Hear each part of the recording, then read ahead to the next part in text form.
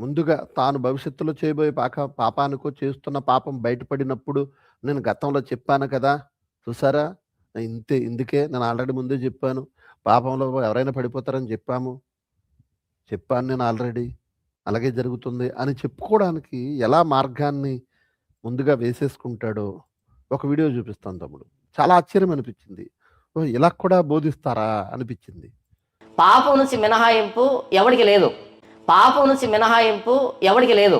అంటే భేదం లేదు. అందరూ పాపులైన దాన్ని తీసుకొస్తున్నాడు. మనం ఎప్పుడైనా ఎవరికైనా తీర్పు తీరుస్తున్నామంటే అర్థం ఏంటంటే వాళ్ళకు తీర్పు తీర్చటంలే, భవిష్యత్తులో సరిగ్గా అలాగే కాబోతున్నా మనకు మనం తీర్పు తీర్చుకుంటున్నామని అర్థం. ఇంకొకసారి చెప్తాను వినండి. ఎవరైనా దొరికారనుకో తప్పు చేసి, మనం ఏం చేస్తాం? ఒంటిగాల మీద వెళ్తాం యుద్ధానికి. నువ్వు దొంగవి, నువ్వు అలా చేసావు ఇలా చేసావు అని. దాని అర్థం ఏంటంటే గుర్తుపెట్టుకోండి, ప్రస్తుతానికి వాళ్ళు బయటకు వచ్చారు, భవిష్యత్తులో మనం బయటకు వస్తాం. కాబట్టి ముందే మనకు మనం తీర్పు తీర్చుకుంటున్నాం, వాళ్ళ మీద వేలెత్తి అని అర్థం, అంతే.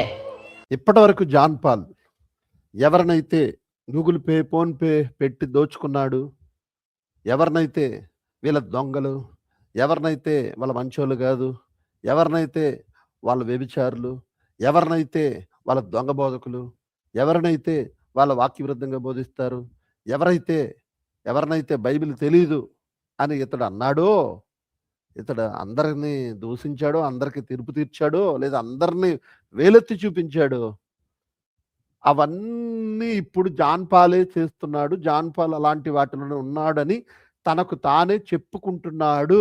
ఇప్పుడు ఎవరైనా పాపం పాపం చేస్తే పాపం చేస్తే ఖండించకూడదు అంటున్నావు. ఖండిస్తే రేపు మన వరకు వస్తుంది నువ్వే అంటున్నావు. పాపం చేస్తే ఖండించకూడదు ఇండైరెక్ట్‌గా చెప్తున్నాడు.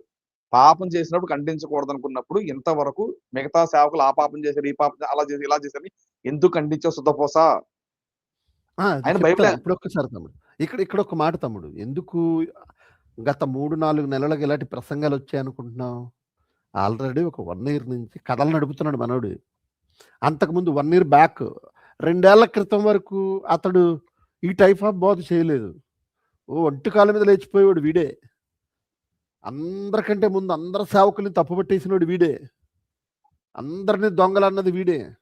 అందరూ క్రైస్తవ సమాజం దగ్గర డబ్బు దోచేసుకుంటున్నారని బోధించింది వీడే. అంటే ఎప్పుడైతే తాను పడిపోయాడో, ఎప్పుడైతే తాను వ్యభిచారంలో పడిపోయాడు, ఎప్పుడైతే తన పాపంలో పడిపోయాడు, ఎప్పుడైతే విశ్వాసుల దగ్గర ధనాన్ని దోచేసుకుంటున్నాడో, ఇప్పుడు సమర్థించుకోవడానికి పాపానికి ఎవరు మినహాయింపు లేదు అని ఇతరుల మీద పెట్టేస్తున్నాడు. అంటే మనోడు ఎంత తెలివిగా బైబిల్లో ఇలాంటి వాక్యాలు ఉన్నప్పటికీ తన వాదనని గెలిపించుకోవడానికి, తను చేస్తున్న పాపాన్ని సమర్థించుకోవడానికి, తను చేస్తున్న పాపం గురించి ఎవడు మాట్లాడకుండా ఉండేలా దారులు వేసుకుంటున్నాడు, రూట్ వేసుకుంటున్నాడు. నువ్వు ఎన్ని దారులు వేసుకున్నా, ఎన్ని రూట్లు వేసుకున్నా, ఆ ఇటుకలు మొత్తం ఆ రోడ్డును మొత్తమే తీసి పడేస్తాం. నువ్వు ఎంత ఆ గోడకి నువ్వు రంగేసి కవర్ చేద్దాం అనుకున్నా, మొత్తం లోపల ఏముందో చూపిస్తాం కదా, బైబిల్లో ఏముందో చూపిస్తాం కదా. మేము ఇప్పటికీ జానపాలు చేస్తున్న పాపాల కోసం మాట్లాడలేదండి. ఆయన ఎవరితో పోతారో పోనీ మాకు ఎందుకండి ఎన్ని. వాక్యాన్ని అడ్డు పెట్టుకుంటున్నాడు, వాక్యాన్ని తప్పు చెప్తున్నాడు, వాక్యాన్ని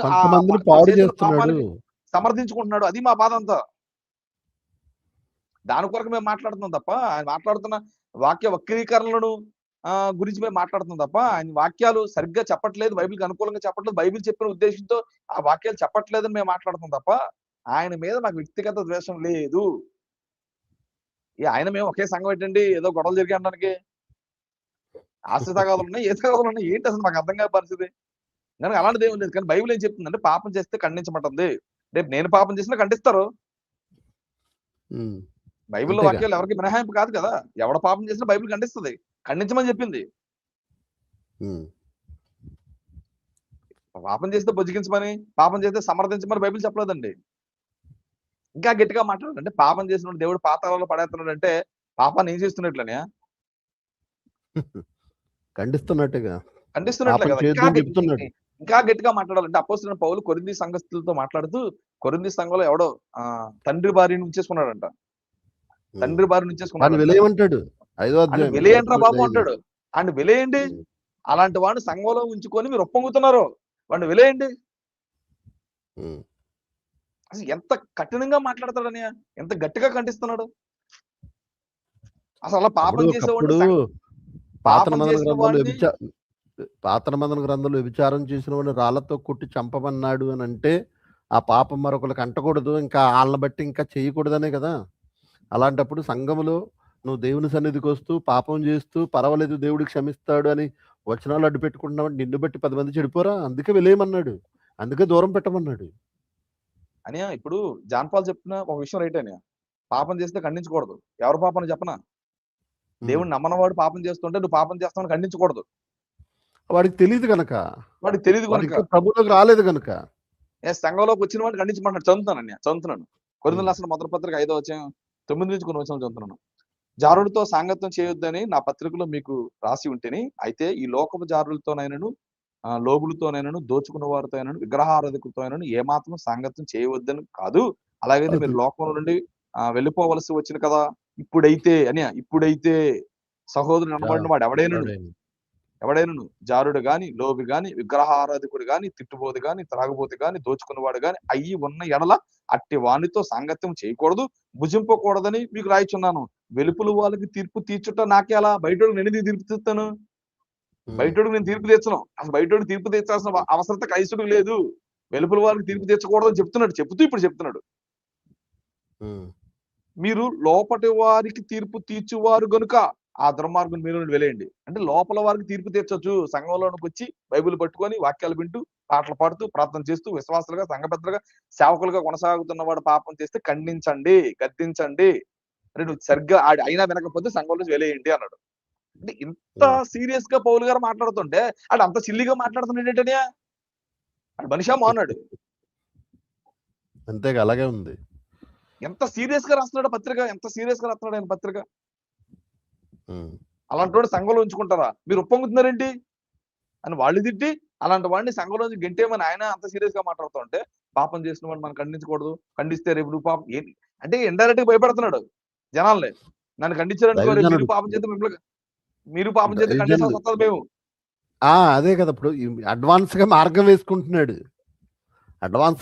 వేసుకుంటున్నాడు. పౌలు గారు తిమోతికి ఉత్తరం రాస్తూ సంఘాన్ని కాచే దైవజనుడికి ఉత్తరం రాస్తూ ఏమంటున్నాడంటే, తిమోతికి రాసిన 2వ పత్రిక 3వ అధ్యాయం 16వ వచనం నుండి, దైవజనుడు సన్నద్ధుడై ప్రతి సత్కార్యమునకు పూర్ణముగా సిద్ధపడి ఉండునట్లు దైవావేశం వలన కలిగిన ప్రతి లేఖనము ఉపదేశించుటకును, ఖండించుటకును, తప్పు దిద్దుటకును, నీతి యందు శిక్ష వేయుటకును ప్రయోజనమై ఉన్నది.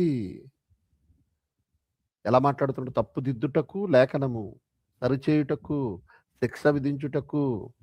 నెక్స్ట్ ఇంకొకటి అంటాడు, ఇదిగో ఖండించుము, గద్దించుము, బుద్ధి చెప్పుము. ఎందుకనగా ఈ జనులు హితబోధను సహింపక దురద చెవులు గలవారై తమ స్వకీయ నాశనమునకు అనుకూలమైన బోధకులను తమ కొరకు పోగు చేసుకుంటున్నారు.